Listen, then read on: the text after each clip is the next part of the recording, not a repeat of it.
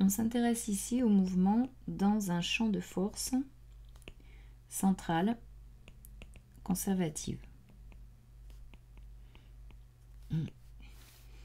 Alors, une force centrale, ça va être une force telle que il existe un point O fixe dans le référentiel qu'on envisage, tel que la force F qui s'applique en M est toujours parallèle à OM. Ce qui veut dire que je prends le point O ici, par exemple, si à un instant T1, la particule elle est en M1, là où le système est en M1, alors la force F1 va être alignée avec OM1.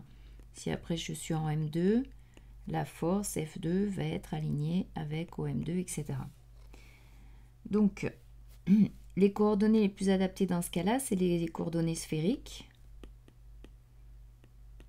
Et on va donc avoir en coordonnées sphériques la force F qui est selon UR. Alors, si cette force est conservative, elle va dériver d'une énergie potentielle.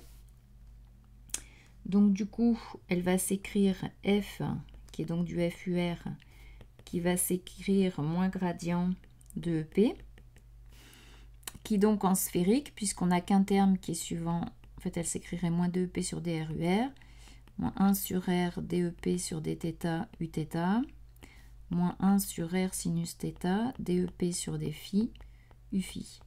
Ce qui veut donc dire ici que puisque F est uniquement suivant UR, que ces termes-là sont nuls, donc EP ne dépend ni de θ ni de Φ, pardon.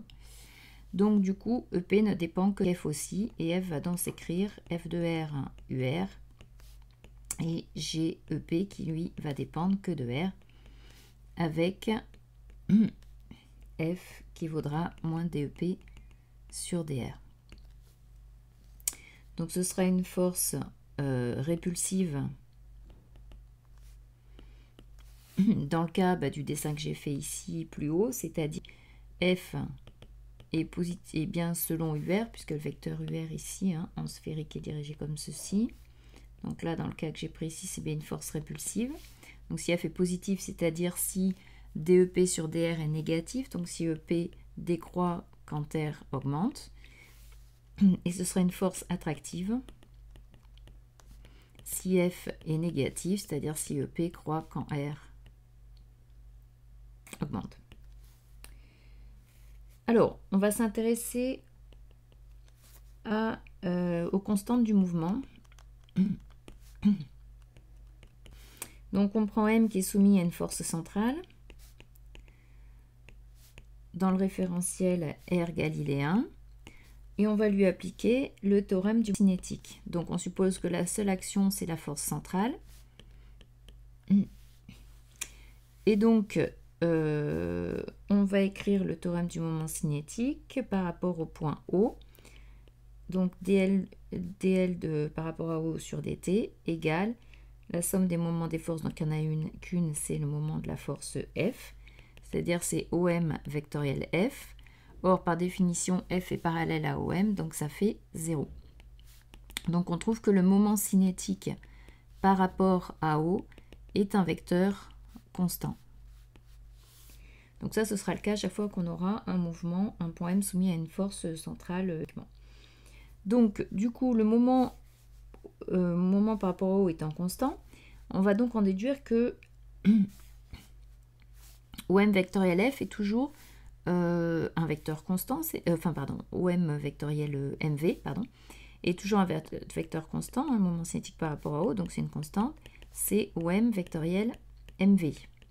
Ce qui veut dire que quand on a le point O ici et le point M, la vitesse V, OM vectoriel MV est toujours une constante, donc OM et V sont toujours dans le même plan qui va être orthogonal au moment cinétique par rapport à O. C'est-à-dire donc que le mouvement est effectivement plan, car toujours orthogonal au moment cinétique par rapport à O qui est constant. Donc on va poser l'axe Z de telle sorte que le moment par rapport à O ce soit justement selon UZ. Et donc le mouvement sera dans le plan OXY. Donc à partir de là, puisque c'est un mouvement plan, cette fois-ci on va choisir plutôt des coordonnées cylindriques. d'axe Z. Donc dans le plan XY, j'ai mon mouvement, Z est vers moi. J'ai mon point M qui est ici. Donc en coordonnées cylindriques, je vais avoir ça c'est petit r, ça c'est θ, j'ai UR ici et Uθ ici. Donc attention, c'est le UR des coordonnées cylindriques maintenant. Le vecteur M en coordonnées cylindriques dans le plan c'est RUR, c'est les coordonnées polaires en fait, hein, dans le plan orthogonal au moment cinétique. Donc la vitesse V, ça va être R.UR plus Rθ.Uθ. Et donc je vais écrire le moment cinétique par rapport à O, il va s'écrire OM vectoriel MV. C'est-à-dire il s'écrit petit m, RUR vectoriel R.UR plus Rθ.Uθ. Donc mon moment cinétique par rapport à O va s'écrire M, UR vectoriel UR, ça fait 0, donc il reste R fois θ point, donc R carré θ point, UR vectoriel Uθ, c'est-à-dire UZ. On a bien un moment cinétique qui est suivant UZ, et puisque c'est un vecteur constant, on l'a montré tout à l'heure, ça veut dire qu'en fait, R carré θ point, la constante des R, qu'on va voir après, est effectivement une constante. Donc, voilà la première constante. Alors on constate du coup, puisque c'est une constante, bien sûr, que plus M est proche de O, dans ce cas-là, plus R est petit, et comme c'est constant, ça veut dire plus θ point est grand, c'est-à-dire plus il tourne vite. Donc plus on est proche de O, plus on tourne vite. Alors, si on s'intéresse maintenant à la loi des airs, donc c'est toujours dans les constantes,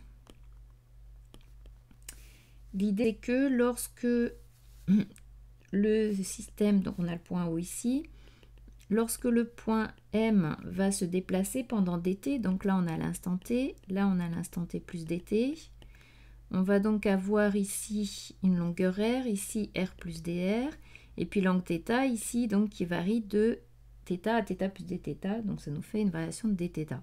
Alors, comme dt est petit, on va assimiler ça à un petit triangle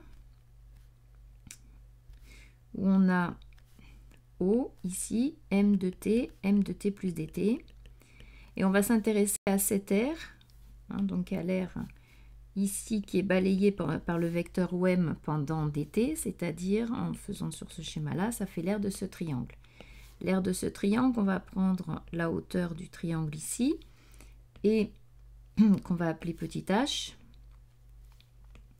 et l'aire donc dA, ça va être la base fois la hauteur, divisé par 2. Donc ici, c'est à peu près égal la base CR. La hauteur, c'est à peu près du R dθ, hein, puisque là, on a l'angle dθ. Donc la hauteur, c'est à peu près R dθ. On assimile au petit arc de cercle. Et donc divisé par 2. Donc c'est à peu près du R carré dθ sur 2. Ce qui fait qu'on retrouve en fait R2 dθ, ça va être C dt, hein, avec la constante des R qu'on avait définie au-dessus. Donc ça va faire C dt sur 2. Donc ça, c'est ce qu'on appelle la vitesse, donc dA sur dt, qui vaut C sur 2. C'est donc une constante. C'est ce qu'on appelle la vitesse aérolaire. Et donc, on montre que, effectivement, là, ce qu'on appellera une des lois de Kepler, c'est que la surface balayée, donc l'air balayé, par unité de temps, est toujours la même au cours du mouvement. C'est-à-dire que cette vitesse aérolaire est constante. Alors, on va passer à la notion d'énergie. Donc, théorème de l'énergie mécanique. On suppose qu'il n'y a que cette force, donc il n'y a pas de force non conservative qui travaille, donc delta EM vaut 0, ce qui veut dire que EM est une constante. EM c'est EC plus EP.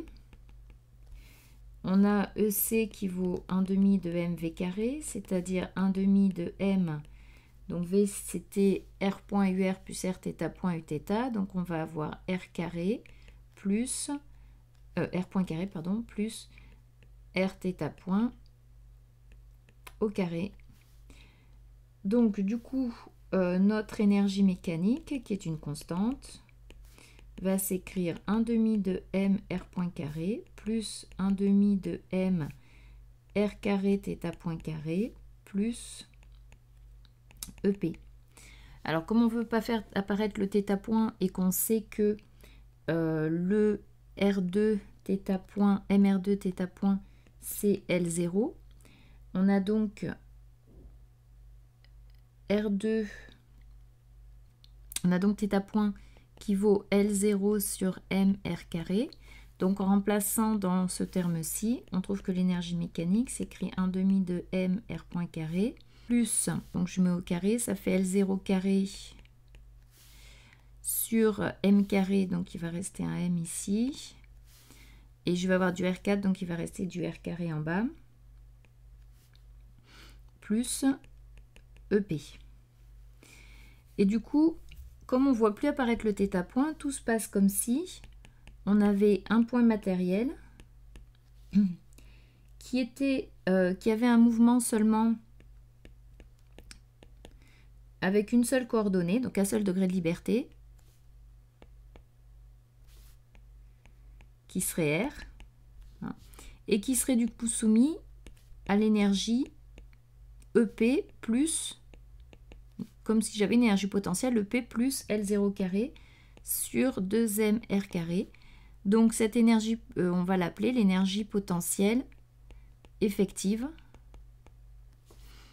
Donc, et du coup, on peut traiter le mouvement comme si c'était un mouvement à une seule dimension, avec une énergie cinétique qui serait du 1,5 de mr point carré et une énergie potentielle qui serait en fait l'énergie potentielle effective. Donc maintenant, on va travailler avec cette énergie qui s'écrit 1,5 de mr point carré, donc qui est toujours une constante, hein, plus E potentielle effective. Alors du coup, on va travailler sur un exemple quelconque de forme d'énergie potentielle effective. Donc admettons qu'on ait une forme comme ceci, par exemple. Donc on va avoir dia possible pour le mouvement. C'est une chose qu'on a déjà vue. C'est-à-dire que tout dépend de la valeur de l'énergie mécanique initiale. Donc si on a une énergie mécanique initiale qui vaut EM1 qui serait comme ceci. Alors dans ce cas-ci, on voit en fait que, puisqu'on sait qu'on a toujours EM, donc qui est une constante, qui est égale à EC plus EP effectif ici. Et donc, comme EC est positif, on sait que EP effectif est forcément toujours inférieur ou égal à EM. Donc on sait qu'on peut atteindre uniquement les points qui sont en dessous de EM. Donc on voit qu'on ne pourra jamais s'approcher à moins de R et R1. Donc R1 est la distance minimale d'approche. Et on aura donc toujours R supérieur ou égal à R1 et R finira par tendre vers l'infini, donc finit par s'éloigner. On appelle ça donc un état de diffusion. Donc vers l'infini, hein. Donc on appelle ça un état de diffusion. Ça c'est le premier cas.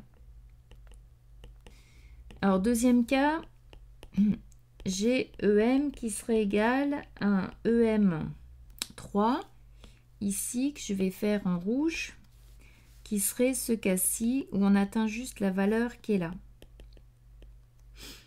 Donc qui correspond juste à une valeur. Trouver un autre R que R3, puisque mon énergie ne peut jamais, potentielle effective, ne peut jamais être inférieure à cette valeur-là. Donc j'en déduis que c'est égal à R3, donc constant. Donc on va avoir une trajectoire circulaire. Donc forcément bornée ici. Et comme on sait que θ point c'est L0 sur M R3 carré du coup, qui est donc une constante, on aura θ point qui est constant. Donc ça veut dire qu'on a non seulement un mouvement circulaire, mais qu'il est en plus uniforme. Troisième cas, on prend une énergie mécanique qui serait égale à EM2 avec EM2 qui serait ici.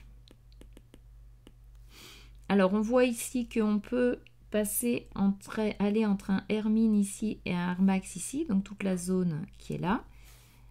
Donc c'est encore une trajectoire bornée, mais cette fois-ci qui n'est pas forcément circulaire, hein, puisqu'on peut prendre plusieurs valeurs de R. Donc les deux cas qu'on vient de voir ici sont des états liés, où effectivement donc la distance R reste finie.